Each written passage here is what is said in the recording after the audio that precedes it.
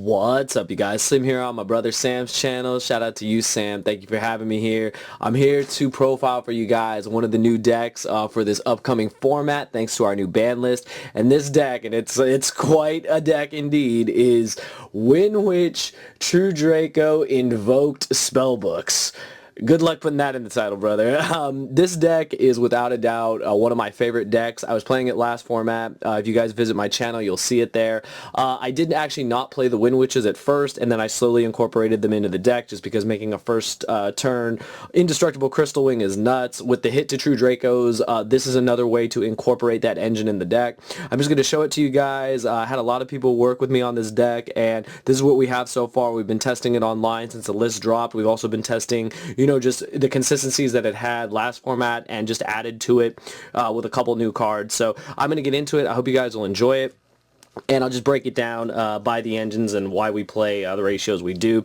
So of course we are playing the Winwitches. So we're playing the 3, 2, 1, the standard package. You guys already know, like, this is just how you make your turn 1 Crystal Wing. It also combos really nicely with Knowledge. If you get stopped anywhere, you're able to use Knowledge and draw 2 cards because they are all spellcasters. Really, really solid. They also set up your Raijin plays. Of course, the main star is Alistair. Alistair is insane, just getting our invocation. A lot of times we do make our Crystal Wing and then we don't use our fusions, but we also do play Link monsters in the deck, so we do have that option to link into Proxy Dragon, link into Decode Talker, and then open up 2 zones so that there is the possibility for additional fusions. This is just a really solid engine. Also, the Honest effect is insane. Like, we have 3 Honest, of course, for Lightsworns and whatnot, but we have 3 Alistairs, which are also honest, that make our invoked guys huge. So this card is just amazing as always. Luckily, unlike the OCG, we can still play 3. Now for the True Dracos, what's left of them, we're playing 2 copies of Masterpiece and 1 copy of Ignis. Now a lot of people would say, why don't you just max out on Masterpiece? Honestly, 2 is all you need. In testing, like, I tested 3 and I had hands where I'd open up 2 and it just wasn't that great. And of course I wanted to play the 1 Ignis since we can't play Dynamite Knight. I also like the fact that it's a fire. The nice thing about these is, in addition to their already awesome effects, is that you have the light attribute and you have the fire attribute to make your Makaba and make your Purgatrio, which are obviously some of the best invokes still in the game right now. So this engine is basically where we're at. If you want to play a 3rd Masterpiece, go ahead. It's just something I felt that wasn't needed. We do have the ability to search it, so I felt the 2-1 ratio was perfect, of course, since we can only play 1 Ignis. So that's it for the little Draco engine. And then for the spellbooks, the 1 monster, of course, is the 1 blue boy. I don't like playing more than 1. The normal summons in this deck come from Alistair and come from the Spellbook Magician of Prophecy. I feel that that's enough. I don't feel like we need any more additional normal summons since we have our tribute summons. If you want to try a different ratio, you can. You can play 2 blue boy along with the 2 secrets and 2 knowledge we play. But I really like just having the 1 blue boy. The blue boy gets the secrets, the secret gets the knowledge, and you play, you continue to play Yu-Gi-Oh! And draw cards. So it was perfect in testing. And then I am playing a decent amount of hand traps. I decided to go with 2 Ash, 2 Ogre, and 1 Maxi. Now, this is what I was doing before, and the ratios would change. Obviously, Maxi is still a god card. It's still going to be played. People are still going to try to play, decks that special summon, so that's obvious. Ash is still really good because, there's going to be, decks are going to be playing Pot of Desires. ABC is coming back, like, stuff like that, etc. And, of course, the Ogres. Now, people were saying, why would you still play Ogre? I feel like Ogre is still solid. It is one of the best outs to Diagram because, let's face it, Diagram is still at 3. And not only that, it's an out to other cards. Now, obviously, it's not as good as, like, negating the effect with Ash, but I do like the variety. Again, the one benefit to this as well is that you are able to use it for Makaba. So that is why I'm playing this ratio. Again, if this ratio doesn't work for you, feel free to change it up. But we already know Maxi is just going to have to be pretty much in every deck as long as we can still play this card since it did not get banned on this list. That is it for the monsters. Now on to the spells. We're playing triple Diagram and 2 Meltdowns with 3 Terraforming. That's our, basically our field spell ratios with the 3 Terraforming. Since Terraforming did not get hit, I was absolutely floored. When I saw that, I was like, wow, we still have 3 Terraforming. That's pretty nuts. 2 Meltdown is enough. You only need the 2 to search the Alistair. That's basically all it's there for. Then you slap a Diagram on top of it. And it's just been really, really solid. Anything to get your Alistair, Alistair's your invocation. And the fact that this card is still around is just nuts. Searchable Masterpiece, searchable Ignis if need be, searchable spells, searchable 1 trap, like, it's all there. So as long as Diagram's at 3, we're still going to be playing 3 Diagram in this version of the deck. Then on to the very small True Draco spell engine. We were playing 3 Heritage. Now you're wondering, why on earth are you still playing 3 Heritage with, you know, the amount of monsters we've lost? You need continuous spells. You need continuous spells to be able to make your masterpiece monster and spell, you know, immune, because we are not playing as many True Draco traps, because they just not, you know, with only 1 return, Apocalypse is cool, but it's just not going to come up as much.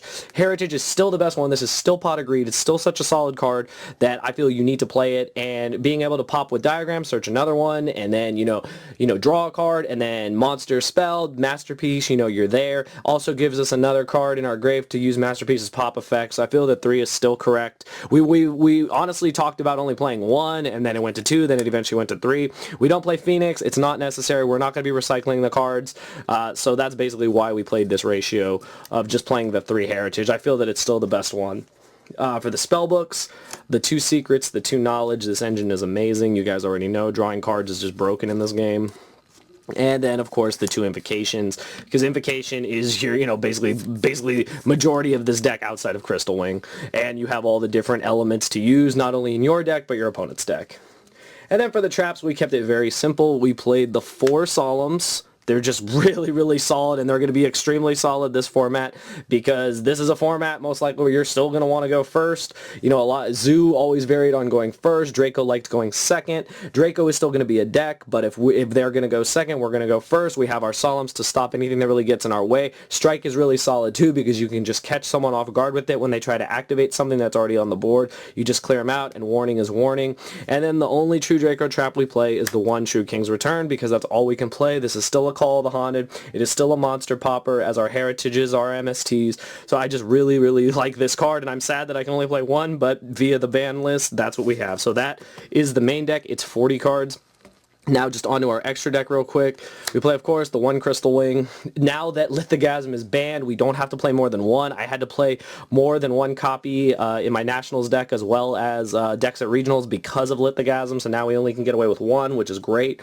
1 Stardust, again, it comes up. It's good against the board wipes. Even though Dark Hole, you know, has been hit to 1, there's still Dark Hole, there's still Raigeki, there's still 1 Slumber, so those cards are still around, and Stardust is just really solid in general.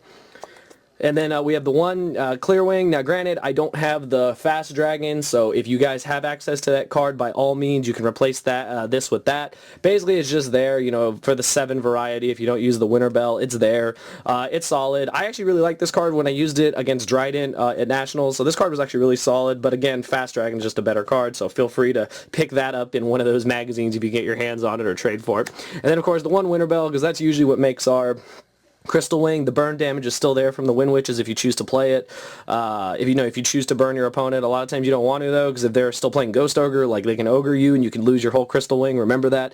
Granted, I don't know how much play Ogre is going to see, but I feel like you just want to be careful. The burn damage for 1300 is awesome. Obviously, Tricksters don't care, but our deck would really care because we want to establish that Crystal Wing.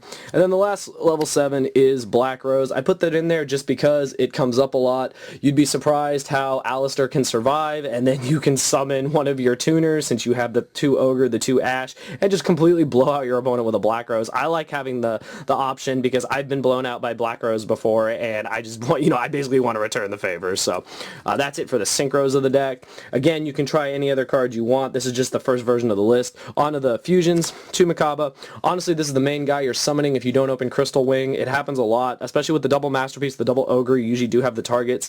It's just like the best one you can make, because it is, it can just negate anything. And then 2 Raijin. I go back and forth of which one I really like the most. I mean, probably personally, I really like Raijin. I think Book of Moon is just so great. Like, if we had 3 Book of Moon, like OCG would be, would be awesome. But double Raijin, especially because of all our Wind Witches, we make Raijin honestly the easiest. And if we can link and open our zones, having the variety of like Makaba and Raijin is nuts. And then 2 Purgatrio, just because fire is fire. Like, this card has always been ridiculous. Like, just being able to, just attack everything and pierce everything, and it's just nuts. Like, I really like this card. This card, I think, will just always be solid. It gets huge and can get over stuff, and it's just, you have the Ashes. Your opponent will have the Ashes most likely, and if they're playing any other kind of like fire cards, it's there. And then we play just one Mega Lancia and one of the water guys, the Coitus card, because you know, you need variety. I don't know how much play Zoo will see. I know people are still trying to make Zoo work. Don't think they're not. They definitely are. So having that Earth option, and also if every deck is playing Max C, there's your Earth target. And then water, I mean, granted, we don't play Dynamite Knight because we can't, but there are going to be other water decks. And also, if you make this against Paleo, you win, because I think people are going to try to play Paleo again. And also Mermail with the new support, so gives us that option. I like just having the utility of kind of like a toolbox when it comes to them. And then for our just last two monsters, our two Link monsters, the one Proxy Dragon, the one Decode Talker. Being able to open links is actually important. I used to be against links in the beginning until I realized, you know, they're just, you know, they're necessary. They're necessary for the game. They're necessary to, you know, just make our bigger fields. And being able to do this is quite nice. Being able to, you know, link up into Decode Talker and then open up 2 zones is amazing, because if we can get anywhere to where we can have a Crystal Wing or have double fusions, it's pretty nuts. But let me know what you guys think. This is just the first build of it. Again, thank you, Sam, for having me on your channel, brother. I appreciate it. If you guys would like, go ahead and check out my channel, Simply Slim YGO. It is in the, probably in the description or somewhere, the end screen, I don't know, but this is just the first version of the deck. If you stay tuned to my channel, I'll be updating this deck as the format progresses. This is also a deck that I'm looking at to play for YCS Dallas, which I am planning to attend in October. I just really like how this deck works. If you've watched any other channels, they have already said Invoke Draco may be the way to go. They're not lying. This is definitely a really solid deck to be able to just, you know, open up, you know, your options. Like being able to have Masterpiece, and Crystal Wing is still broken. Like, it's so ridiculous, especially unaffected by spells and monster effects. You have your Crystal Wing to negate stuff, and you have your Masterpiece to finish off everything else, and you'd be surprised how fast these games go, especially with the Honest and the Invoked Fusions, because it really adds up damage quickly. So yeah, I hope you guys enjoyed the deck profile. Be sure to check out my channel. Be sure to support my brother Sam on his way to 100,000. Definitely deserved, bro. So proud of him. Can't wait to see him do it. But anyways, I hope you guys enjoyed the video. Be sure to smash that like button, and thank you for watching. Friends in the family, yeah. Do it for the friends in the family, yeah. Friends in the family, come on. Do it for the friends in the family, friends in the family. Do it for the friends in the family, friends in the family. You don't know them, you don't know me, man. You look like a Men in Black alien trying to blend in on